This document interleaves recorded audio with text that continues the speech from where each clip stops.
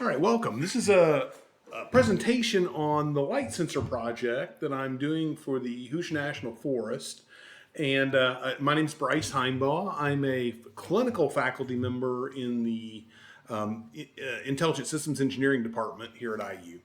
And so we build these sensors for a class, and we also, we use this as an outreach where we're actually doing this for the community. And so, what I want to talk about today is kind of the sort of motivation behind the project, why we're doing what we do, and then how you might get involved if you're interested in learning about this project or working on this project. What that might look like if you're here at IU, or if you're out in the sort of broader internet, don't hesitate to contact me. You can reach out, and I'd be happy to talk to you about this and maybe help you get a sensor if you're interested in playing with one of these sensors. All right, so let's get started here. So I'm going to switch over to my PowerPoint slides here. So this kind of gives a kind of a sort of a synopsis of what I want to talk about here. I want to talk about some of the people that are involved. I want to talk about the actual physical sensor, and by sensor I mean the mechanical development, the software, the testing apparatus. We'll talk a little bit about the Hoosier National Forest and the locations where we place these, and then a little bit about the data that we're collecting, what that data looks like, and how this comes off the sensors. All right.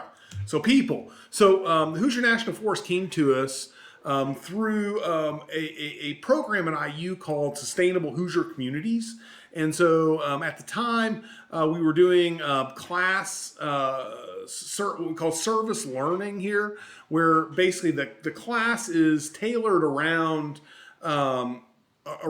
working with a customer, serving some customer, and that can take a lot of different forms. But in the case of this particular class that I was teaching about the light sensor, it turned out to be a really nice fit for working with developing low power embedded electronics. So Hoosier National Forest had this challenge that they wanted to measure their light levels in pursuit of designation from the International Dark Sky Association.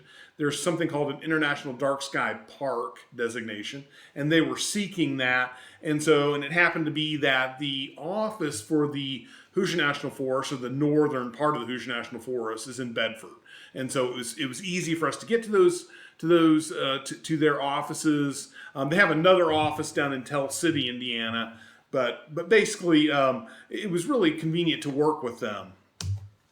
And so the Center for Rural Engagement kind of sprung out of what used to be Sustainable Hoosier Communities, and there was a large endowment from Lilly to pay for a lot of staff and to offer grants. And in fact, the Center for Rural Engagement provided us with some grant money to actually build these sensors. So we had some money to pay some students, and a little bit of my summertime, and actually pay for a whole bunch of parts. And so they were instrumental in making this actually happen. And then we've got classes. I've got a class called E314 and E514, which are labeled Embedded Systems. I also cross-list this into the CS world, where it's called Digital Systems in CS. But in that class, we actually build all the way from a prototyping board all the way up to the full system. We build that in class over the 16 weeks. I teach you kind of from the bottom up how to actually build one of these embedded systems. So hopefully you can kind of see the entire process. All right. And the last here is the International Dark Sky Association. And so we've worked with them on our sensor itself, and talked to them about what it would take to get this sensor qualified by them. All right, so the motivation. So, the Hoosier National Forest is a little bit about their motivation in the sense of, understanding light pollution. If you look at, the Hoosier National Forest is this sort of dark green area here and up here. So it's this sort of patchwork of actually old homestead farms. So it's not It's not like a big monolithic block of forest like you might find out, in California or in, Arizona, where those were historical forests that were preserved. Yellowstone would be a good example. It was never anything but forest. Well, the Hoosier National Forest is built up of, in many cases, a lot of sharecropped properties that then were sewed together, and that's why it looks a little bit fragmented here. It's because of the way the forest is constructed. But this is a satellite map from 2015 of the light levels, the nighttime light levels, around the forest. If you look, we've got a relatively large urban area of Louisville, and in these sort of forest areas, you've got Bloomington, Columbus, Seymour, Bedford. We've placed a lot of sensors up here in this northern part of the forest, and a few in this northern part of this lower arm of the forest. But it goes all the way down to the river, basically, and so down to the Ohio River. And so it's, the Ohio River kind of snakes along here, and it kind of comes and it touches the bottom of the forest there. So it runs all the way down.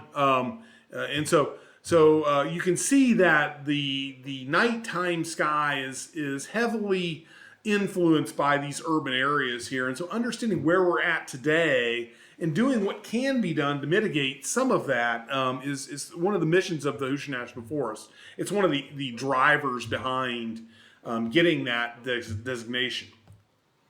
And so here are some of the IDA, the International Dark Sky Association park designations in the United States. And if you look, most of those are out west. And if you look at the population density, which I'll show you a map here in just a minute, but if you look at that population density, it really is telling how dense things are in the eastern part of the United States. Until you get kind of out into this area, then things get a lot less dense, and consequently a lot less urban lighting. So So if you look here, you've got just a few sites that are park designated. Some of these up here in the sort of northern tier up here. I think one of these is near Mackinac Island, and the others in the Upper Peninsula. And so these are relatively sparsely populated areas. But and you get into these more densely populated areas, there just aren't as many dark sky park areas. And so you're looking for areas that are kind of, in between these sort of major urban cities. And the last thing is this notion of ecotourism. In 2024 in April, there's going to be a full eclipse. And so developing some excitement around the forest was one of the goals. And so, to some extent, we're kind of running up on that deadline now. So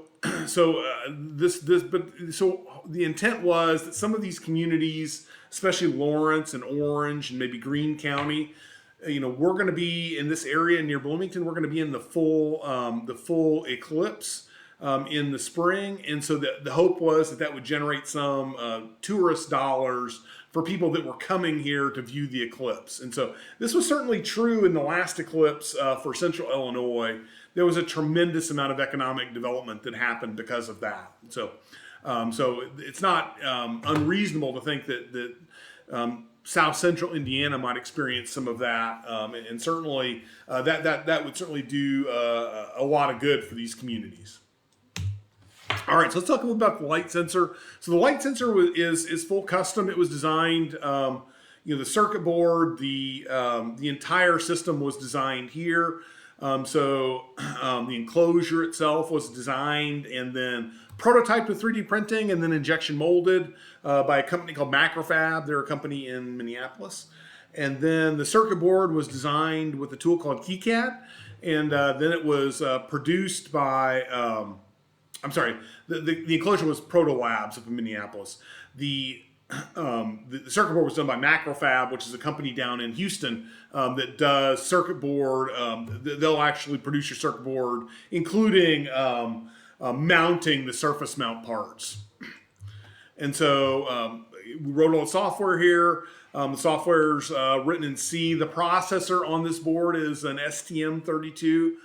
Specifically, it's the STM32L432. So it's a small, relatively inexpensive, think somewhere, $5 to $10 sort of microcontrollers in low volume. So very, very low cost microcontrollers.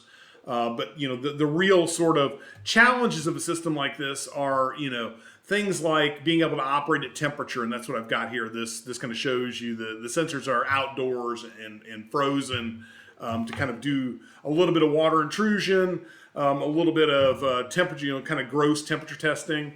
We've since, when this image was taken, I didn't have a relationship with physics, but I've got a colleague over in physics who lets me borrow his temperature chamber, and he's got a chamber that will allow me to sweep the temperature from down around -40, which is one of the operating point, the lower operating point, all the way up to 105, which would be the upper operating point. So 100, these are in Celsius, so 105 Celsius. So quite hot, and so and the sensor needs to be able to keep time and operate properly in that entire range. And so that includes the battery, and there are a lot of sort of challenges to achieving that kind of temperature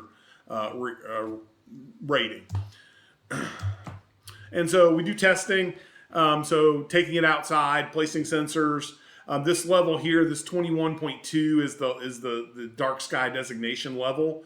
And so the sensor has to achieve, the area has to achieve that on a relatively regular basis for it to be valid. And of course, it's not going to be every night. It's going to be just some nights.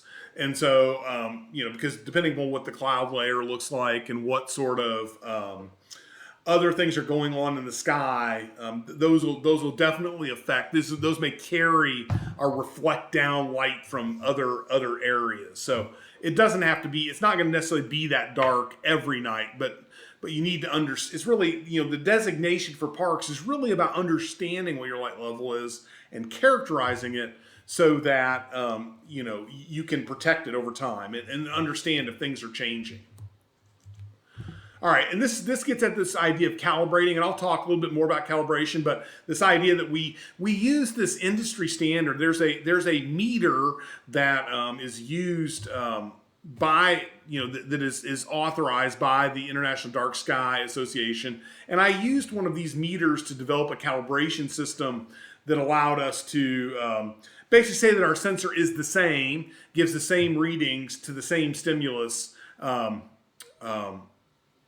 So to indicate that ours is this meter will deliver the same results given the same sky, but yet it can be out there all the time, which these cannot. These are not water. They're not environmentally hardened like these devices are. All right, so the locations.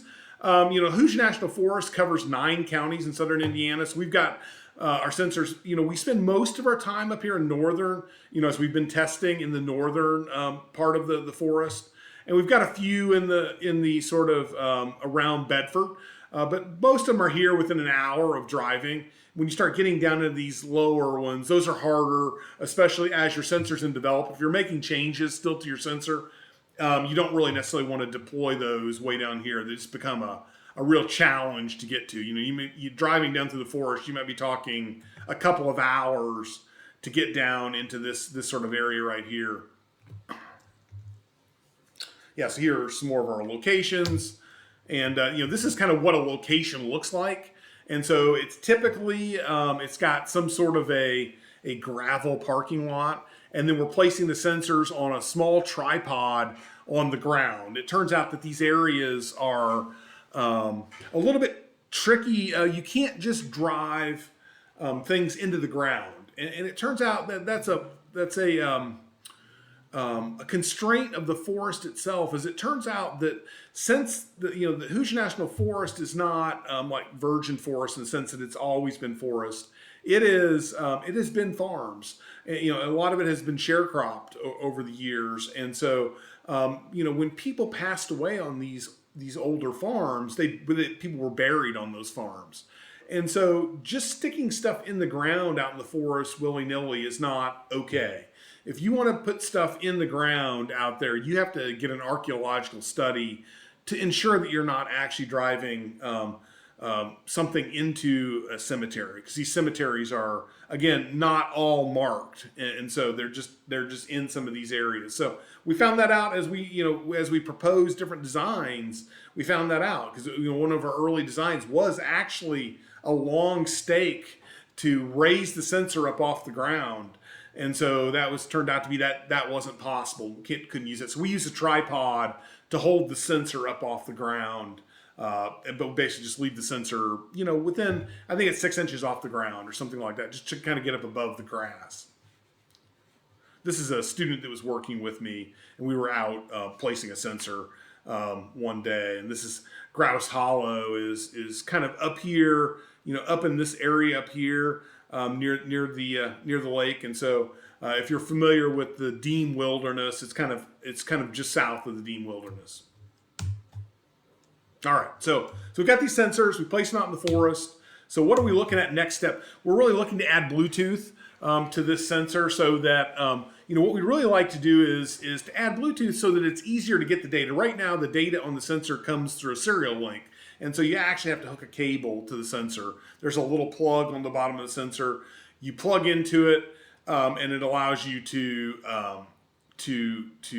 pull the data. It would be a lot better if we could get that data with some sort of wireless communication, so you don't have to open the sensor to get it.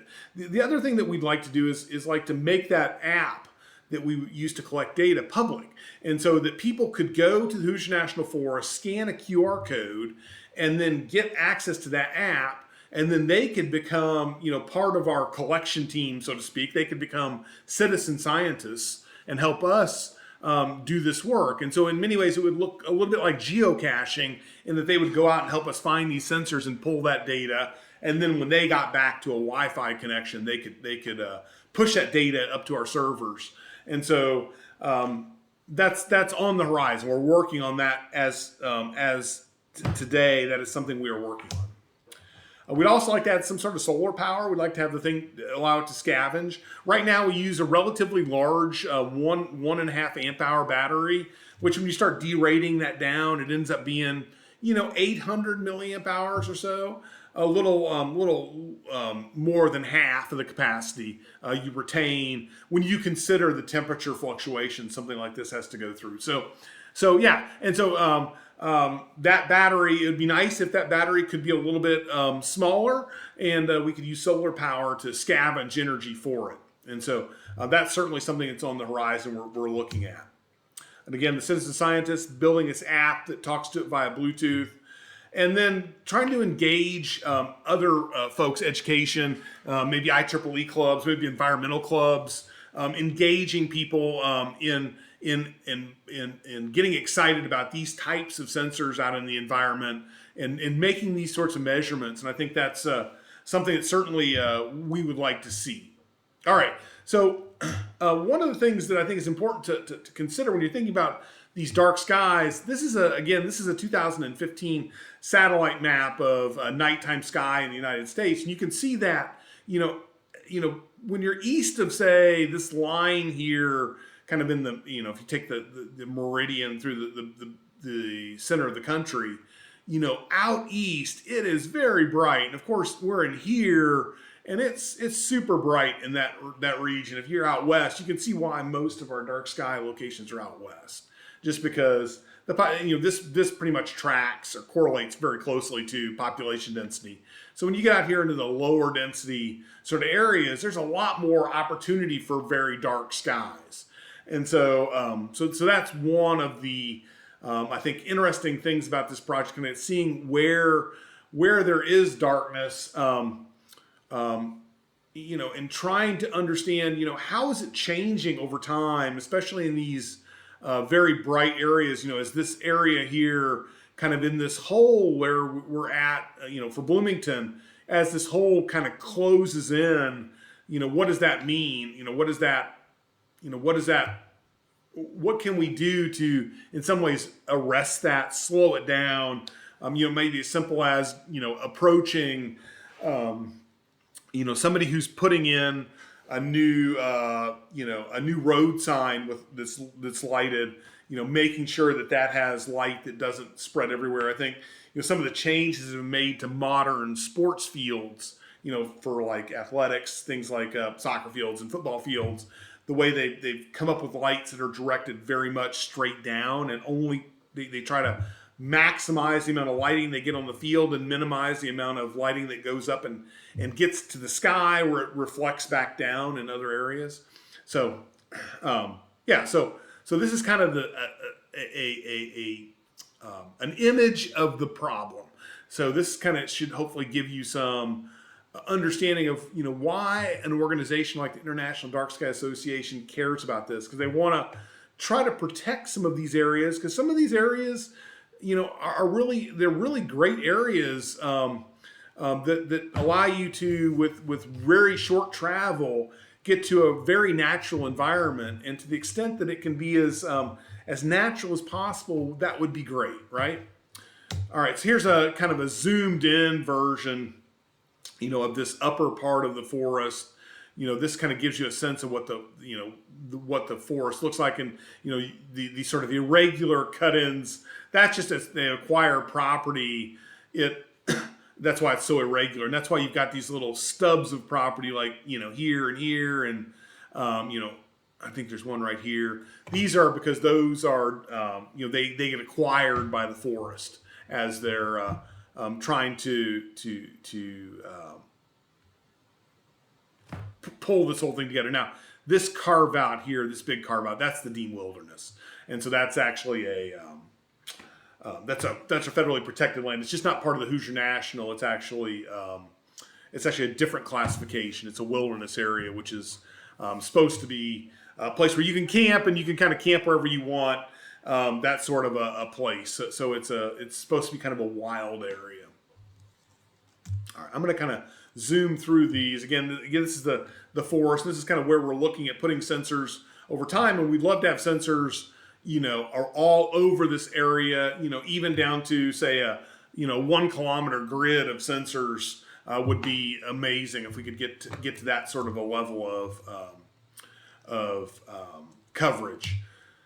The other thing here is, an example of this area here is over near Champaign, University of Illinois, was able to get this Middle Fork Forest Reserve. They were able to get it classified as a dark sky park. And so it gives us some hope. That's what gives us some hope that it's possible for our area to get it as well, because this is very similar sort of lighting to what, urban area lighting as we've got in Hoosier National. All right. So this is what the data looks like, at night. So we're taking data every hour. So we're taking we're making a measurement every hour from 8 p.m. till 8 a.m. So it takes that data and it stores it into the flash of the processor. So this is a microcontroller, so it's got onboard flash. It's the same flash that it uses to store programs. We are able to write to that flash. And so the data looks like this. It's actually stored in a binary structure that is this 128 bytes long. But it stores this data. It doesn't actually look like this when it's stored, but these are the fields. So it's stored as a C struct, but compressed. But we've got things like the date, the time, the battery voltage, the temperature, what the sensor, what its counts were, and then it'll print out. When we print it, it prints the converted magnitude. But what we actually store is the sensor count number. And so that's the number of microseconds. So the sensor we're using is a sensor that converts light into a pulse width, and so into a frequency essentially. And so the brighter it is, the faster this thing runs. And so it's got a very, very wide dynamic range where the frequency is hundreds of kilohertz in bright sunlight, but it is in the millihertz when it's very dark. And so in the darkest times, it takes minutes for the sensor to get one period of the square wave out of the sensor. And so So the sensor has to sit there and wait for this convergence to happen when the sensor actually returns data. So it's actually a very interesting sensor. It's the kind of sensor that is probably not going to be made much longer. It's kind of sits between what people would want for, say, a poor man's photonics sensor. You know, the things you might use a photo multiplier tube if you come from the physics world. So it kind of is not as good as that, but it's also not the kind of thing that you would use for, say, the dimming control on a phone or on a laptop, because it doesn't provide the data in the right way, and you don't need that kind of dynamic range for things like the light sensor on a camera or or like I said, the dimming control on a phone or a laptop. And so, more integrated sensors with less dynamic range but more features, they communicate in different ways. This sort of sensor has become kind of outdated, but for doing this kind of work, it's fantastic. So it's got this, like I said, it's got this giant dynamic range. What we care the most about is that very dark range. And so most of these sensors, they don't care about trying to measure the light level and what would appear to you if you were to stand in that and kind of, we're talking about light levels where it is objectively, or subjectively, it would be dark. I mean, it would be so dark you really can't see your hand in front of your face, that kind of dark. And that's what we're talking about to get to these sort of light levels that are very, very low. So at the low end of the dynamic range of the sensor. And so, that kind of leads to, how do we calibrate these things? Well, I built a tube that is what we call the dark sky. It is the dark sky. We create a dark sky in this tube with an LED on one end that we're modulating in a very, very low current, or we're running a constant current into it, but it's very, very small. And we're lighting up this tube to become the night sky. And we calibrate that with one of these unihedron sensors that is the accepted measurement tool of the International Dark Sky Association. And so I wanted to show this here because in this particular sensor, I built both the capability to become that LED source into the same sensor circuitry as the actual sensor. And so that allows me to, in many ways, dual use the circuit board. So for the exact same circuit board, I can populate a few more components and get it to work as an LED source. And so when you talk to the sensor, I've got some Python scripts. If you look back to here, there are Python scripts that allow me to talk to the sensor automatically so that I can, I'm trying to calibrate this system, I can adjust the light levels programmatically, so I can write scripts that will step through all the light levels and then get the response back from this other sensor. So then I can say, well, this is what the actual light level is from that LED at that setting. And so that becomes now my test tool. So now I can stick an actual sensor, not one that's being used as an LED source, but one that is used as the light sensor. And I can then use that to calibrate my sensor against what has been calibrated to be the light level in this tube. And so in other words, so basically this LED source is calibrated with the unihedron sensor. And then I'm going to skip over that for a second. So that was used to determine this is my low current LED source. So this is using an op amp as an LED driver, but it allows you to drive very low currents into this LED and get out of it a very prescribed amount of light. And so you're basically using a DAC inside of the microcontroller to step through all of the values. And then this resistor down here is used to switch ranges. So very much like on a multimeter, you can switch to the ranges of current. This gives you some ranges. The same, this resistor here would be way too large to do the higher currents that are, can be done with a 316. But you can get a lot more accuracy at the low end with a very, very big resistor here. So if we come over here, this is the actual, when I was going through all the DAC values, this is what we used to build a table, right? So this, we plucked values out of here to generate the appropriate light levels. So what we're looking for is a value of, resistor setting and a DAC value that generates all of the possible light levels here. That's what's, light levels get smaller as it gets brighter. And so, a room would be somewhere around this sort of, 7 to 12, and you would start to see this is, above 15 would be kind of dusky sort of a night. And when you get up into, above, say, 22, you're talking about the darkest places on the planet. So the sensor will go well above what would be practical to see in the actual field. And then you build a table.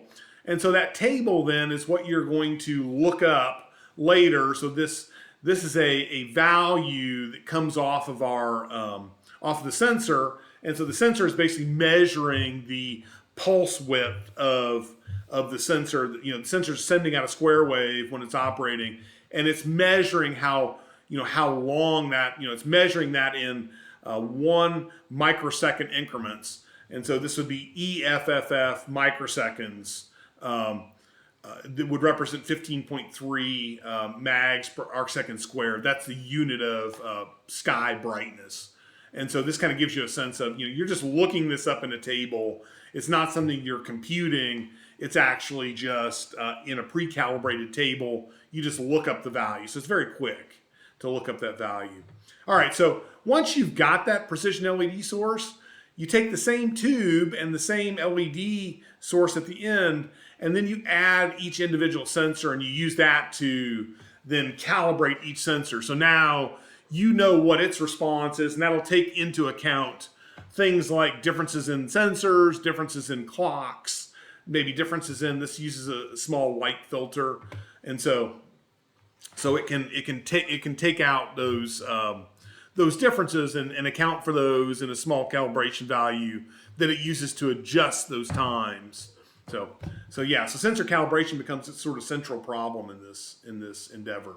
These are all the different sky quality meters that are out there that this company called Unihedron, this Canadian company, makes. And of course, this is not a big market. They're not selling thousands of these. It's a relatively small group of people that are working on this stuff. And so I would say, and this is just I guess what I want to say about this is that custom enclosure actually has a light filter in it to take out a few frequencies that are problematic. And this is basically modeled off of exactly what the Unihedron sensor uses. And so we take a piece of glass and we actually glued it into the lid of the plastic so that we could get this Hoya CM500 effect. This filter, it's got a very specific characteristic, which is here. And so gluing that glass into the plastic is actually non-trivial. We ended up having to use a very special UV and heat cure epoxy that's clear. It's used in the aviation industry, but we did that with the reflow oven that we have here. And so that allowed us to have the right filter attached to a piece of plastic, which has a different coefficient of expansion, right? So the risk is if you don't do something like this special epoxy that can stretch and account for temperature as the temperature changes, account for the fact the glass and the plastic have different coefficients of expansion. If you don't do that, then you're going to end up with water leaks. And since that was in the top of the system, we included it. So if I go back to the beginning here, kind of start where I go back to where I started here. So it's about this it's an entire system where we're working with people out in the community, including some environmental groups.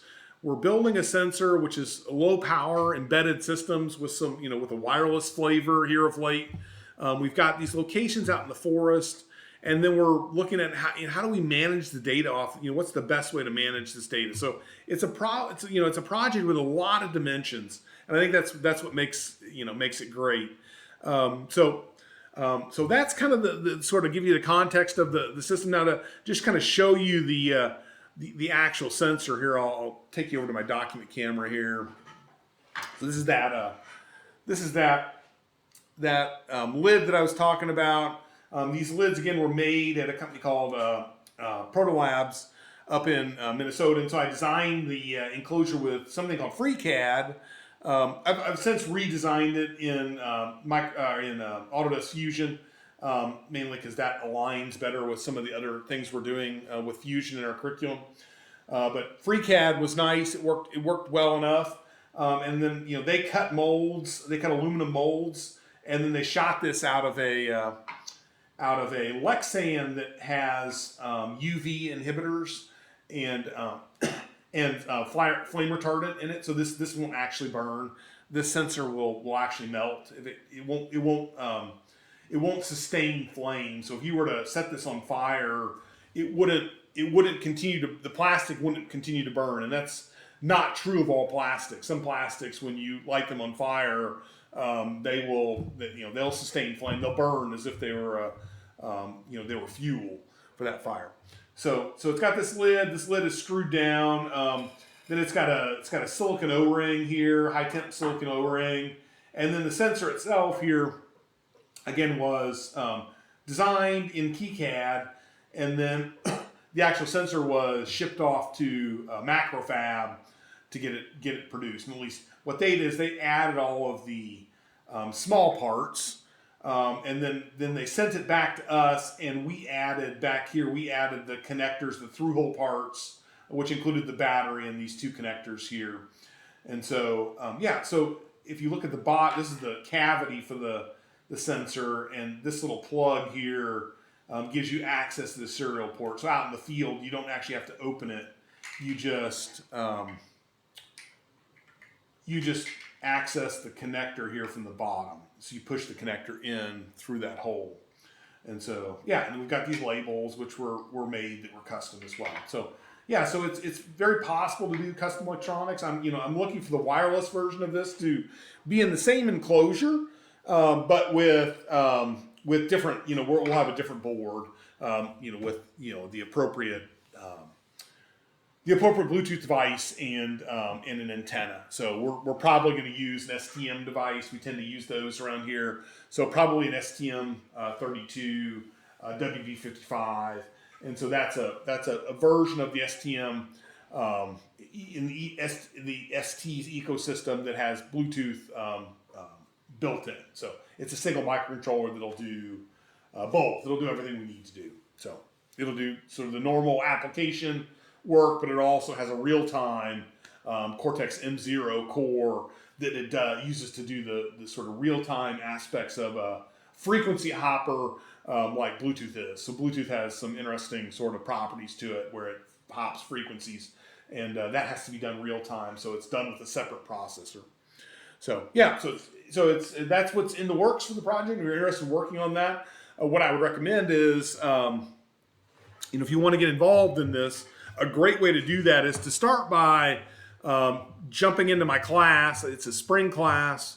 It's called E514. You'll build the entire sensor. So at first you'll be working on a breadboard, so a demo board, and then you'll write some software, and then you'll build up some of the system, and then from there you'll work on starting to build your own hardware. I'll teach you how to lay a circuit board out. And, when you get the boards back at the very end, I'll give you parts to populate it. And so you can build this entire sensor from the bottom up, including, the early development on breadboards that aren't actually your intended target.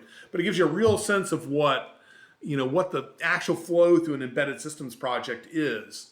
So, so that's kind of how you might get connected. Usually out of that class, some number of students are interested in going on and working maybe through the summer, and so there are a lot of opportunities in the summer on parts of the project where you could work. All right, that's That's the light sensor. So thanks for watching the video, and I hope to see you in class. And if you're interested in talking about it, you know and learning more about the class or learning more about the project, don't hesitate to reach out to me. You can find me in the IU SISE directory. So I teach in the Intelligent Systems Engineering department. Again, my name is Bryce Heinbaugh, and yeah, I look forward to hearing from you.